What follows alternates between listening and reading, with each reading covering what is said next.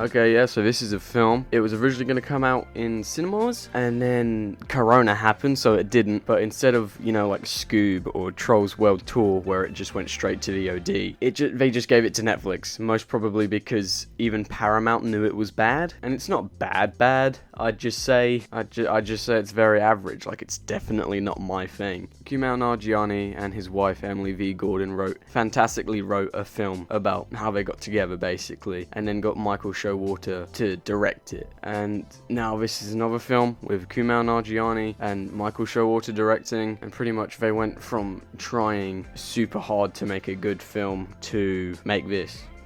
This is just generic random comedy. Well, I'd say generic. I think this film is literally just the plot of Queen and Slim with comedy in. I didn't see Queen and Slim. I saw the trailer for it when I went to see Waves, if you haven't seen that, watch that, damn. But is this not just the comedy version of Queen and Slim? The Lovebirds was just a very average film. I thought a lot of the dialogue was just not good, whether it's failed attempts at humor or it's incredibly expository, which it is. There's expository dialogue scattered across the entire runtime, but especially in the beginning, because they pack 4 years of development into like one 5-minute scene, and it just feels so forced and unnatural. Like, why? Like, just have a montage of them slowly disliking each other over 4 years, not just, okay, 4 years later, title card, I fucking hate you, bitch. Like, show some sort of progression, not just, oh shit. Like, in that scene, Kumail Nanjiani is editing something. It's not obvious that he's editing something, but I could tell by his second monitor he's editing something, and I was like, oh, okay. Not everyone may catch that. And then,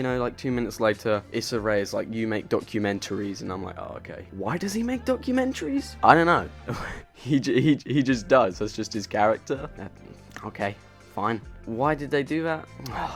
It's just lazy. I actually think there were quite a lot of good gags in this. Like, this film actually made me chuckle quite a bit, and they were actual, like, genuine hard chuckles on some occasions. But there is one thing where I thought it was a joke, but it wasn't delivered as a joke. I'll just say it because, it's not a spoiler. But at one point, Issa Rae, who's just a great actor, Issa Rae's suggesting to do detective work, and Kumail just says, what are we, Hobbs and Shaw? That should be a joke, right? Because isn't the whole point of that film that Hobbs and Shaw don't get along? I haven't seen it because I have a few brain fragments left. Boom! Roasted. Yeah, the acting was fine. Issa Rae was better than Kumail Nanjiani because I think she's a better actor in general. Kumail is more of just a funny guy, whereas Issa Rae is just an actual actor and is really good at acting. Especially in The Photograph that came out earlier this year. Not that great of a film, but some of the best performances ever. Like, wow. Yeah, also the writing isn't that good. It wasn't Kumail Nanjiani and Emily V. Gordon this time. But the writing was just very convenient. Like, things just happened to go right for them, like, come on, guys.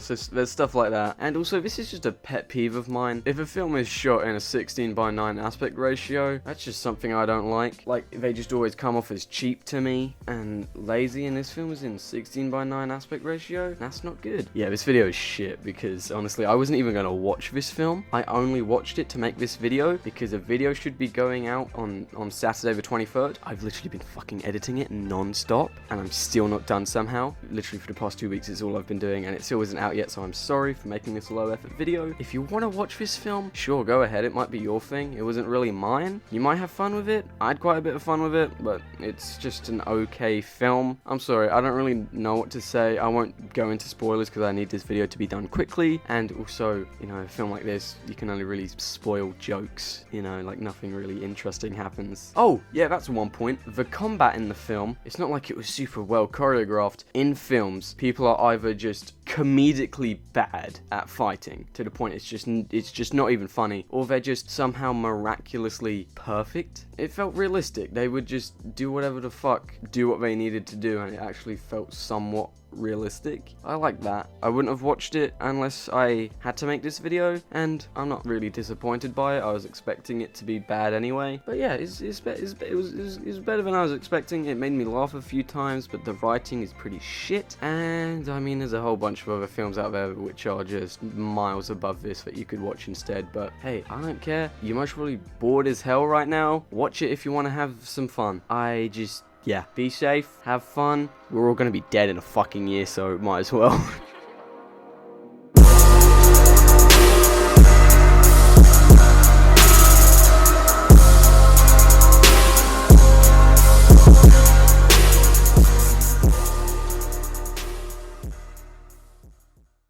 But honestly, you're much really better off if you go and watch Queen and Slim, which is something I haven't even seen. Or, you know, maybe definitely do watch The Big Sick, and definitely do watch Waves. Oh yeah, Issa Rae likes an Instagram photo by pressing the heart icon. Like, what the fuck?